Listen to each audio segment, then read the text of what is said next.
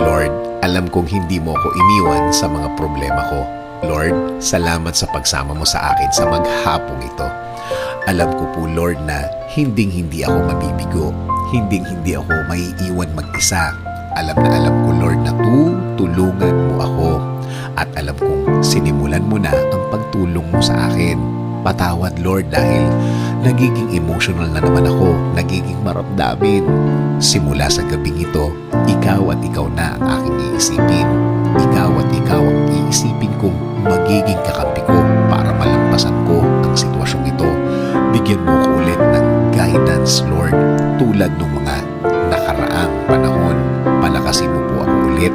Bigyan mo po ako ulit ng lakas. Bigyan mo po ako ulit ng suporta para malampasan ko ang mga problemang ito.